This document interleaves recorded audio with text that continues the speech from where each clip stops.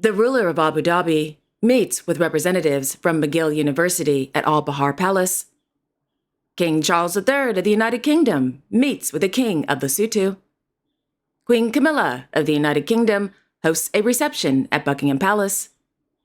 And Emperor Naruhito of Japan celebrates the 5th anniversary of his accession to the throne. All this and much more coming up next on your Royal Daily News. Good afternoon, everyone. I hope you're doing well.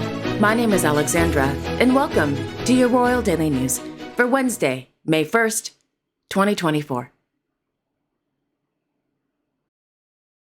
In Tokyo, His Imperial Majesty, Emperor Naruhito of Japan, is celebrating the 5th anniversary of his accession to the chrysanthemum throne.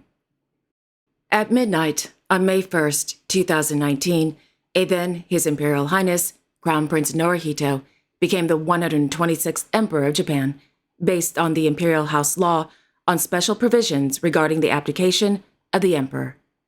And thus, the Reiwa era began. Reiwa means good fortune, harmony, and peace. At 10:30 a.m. on May 1st, in the Matsu-no-ma stateroom at the Imperial Palace, the new emperor presided over the male-only ceremony known as the Kenjito Shoki no Gi.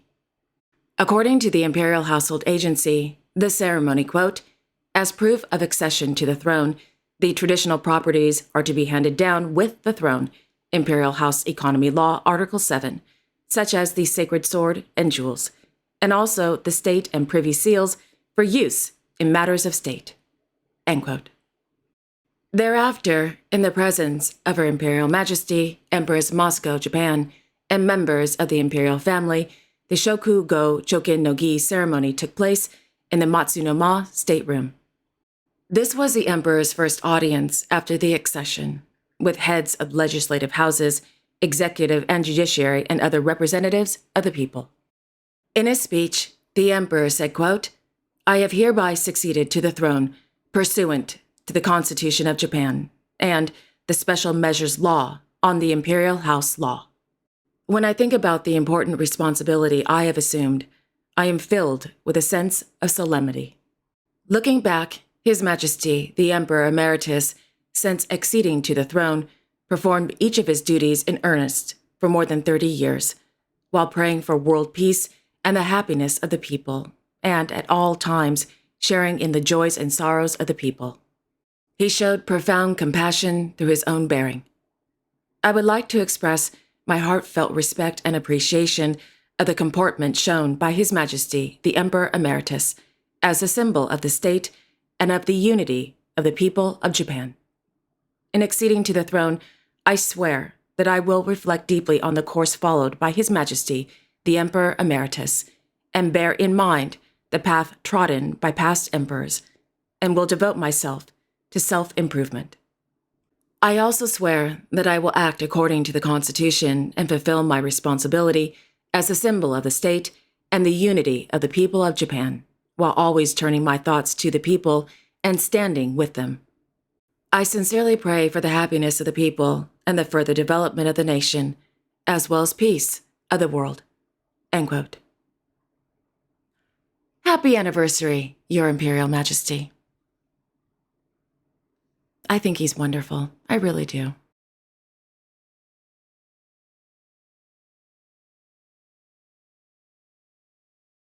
In Windsor, Her Royal Highness, the Duchess of Edinburgh, as Royal Vice President of the Royal Windsor Horse Show, attended Day 1 of the 2024 Royal Windsor Horse Show at Home Park.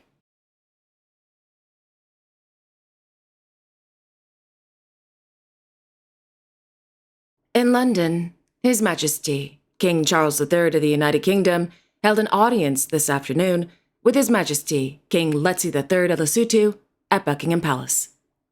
King Letsie III of Lesotho is on a 6-day working visit to the United Kingdom.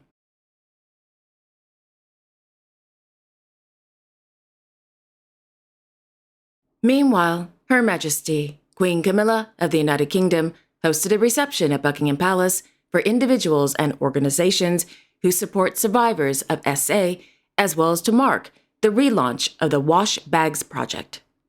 Established in 2013 by a then Her Royal Highness the Duchess of Cornwall, after hearing the stories of R and SA survivors during her visits to the SA Referral Centers, SARCs. The wash bag consists of toiletries for individuals affected by R and SA.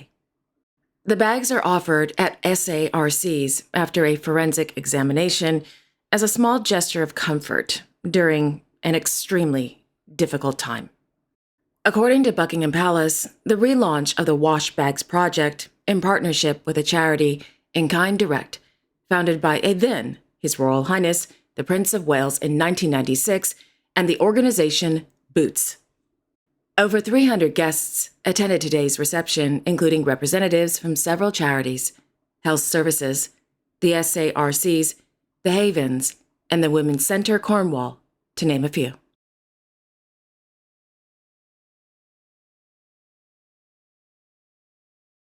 In Copenhagen, Miss Lene Ballaby, head of communications for the Danish Royal Court, announced that Their Majesties King Frederik X and Queen Mary of Denmark will officially board the Royal Yacht Dannebrog on May 2, 2024, thus beginning the summer sailing season. Their Majesties will board the Royal Yacht Dannebrog at noon at the port of Copenhagen and sail north to Helsingør Harbor with a 3:30 p.m. arrival time. After an official reception at Helsingør Harbor, Their Majesties will drive to Fredensborg Slot, where they will take up residence at Chancellery House.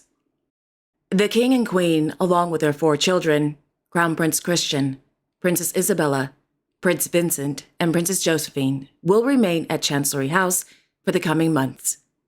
At 5 p.m., Their Majesties will be officially welcomed to Fredensborg by the mayor, with a concert by the Fredensborg Slot Church's Girls' Choir and the Fredensborg Brass Ensemble.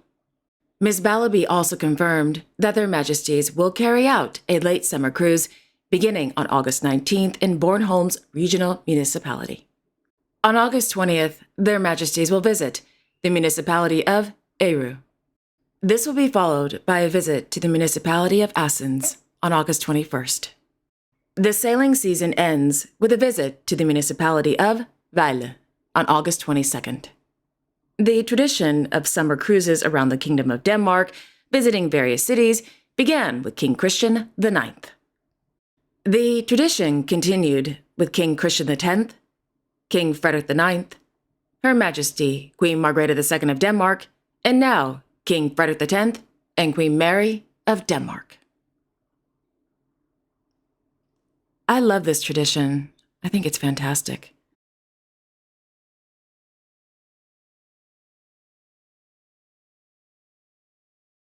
His Majesty, King Abdullah II of Jordan, departed the kingdom this morning for a working visit to the Italian Republic and the United States.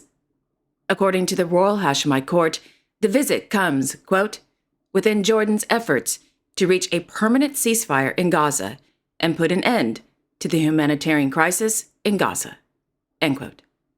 His Royal Highness, Crown Prince Al Hussein bin Abdullah II of Jordan, was sworn in as regent in the presence of cabinet leaders.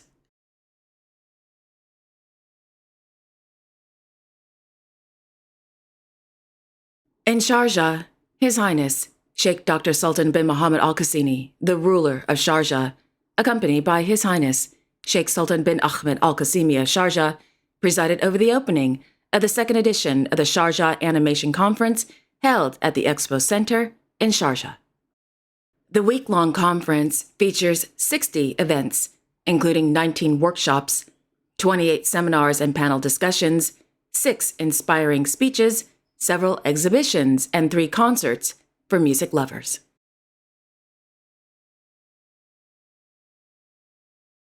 On Tuesday, in Ras Al Khaimah, His Highness Sheikh Sayyid bin Sakir Al Qasimi, the ruler of Ras Al Khaimah, held an audience with the ambassador of the Islamic Republic of Pakistan to the United Arab Emirates, Faisal Tirmizi, at the Royal Palace in Sakir bin Mohammed City.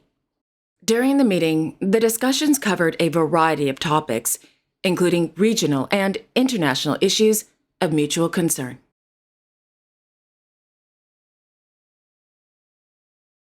On Tuesday in Abu Dhabi, His Highness Sheikh Mohammed bin Zayed Al Nahyan, the ruler of Abu Dhabi, held a meeting at Al Bahar Palace with a delegation from the prestigious McGill University from Montreal, Canada. According to a press release, it noted that His Highness stressed the UAE's interest in building partnerships with, quote, premier educational institutions and universities worldwide to prepare high-quality national talent, especially in the fields of science and technology.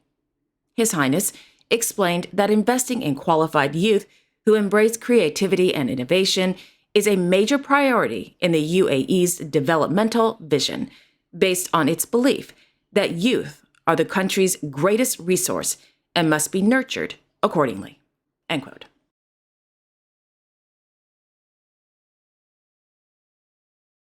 And finally, this afternoon in Abu Dhabi, it was announced that His Highness Sheikh Tahnoon bin Mohammed Al Nahyan, the ruler representative in the Al Ain region of Abu Dhabi, had passed away.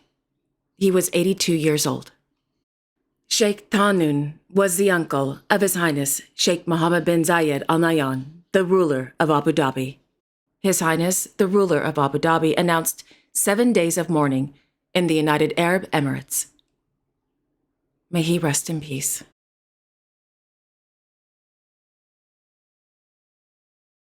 And there you have it. Thank you all so much for joining me this afternoon. I really do appreciate it. Thank you. I will be back tomorrow on Thursday, May 2nd, with all the latest royal news and events. Until then, I sincerely wish each and every one of you a wonderful afternoon. And don't forget to like, share, and subscribe, comment below, and click on the notification bell so you won't miss a new episode. Okay, again, have a wonderful afternoon, everyone, and I will see you all tomorrow. Take care.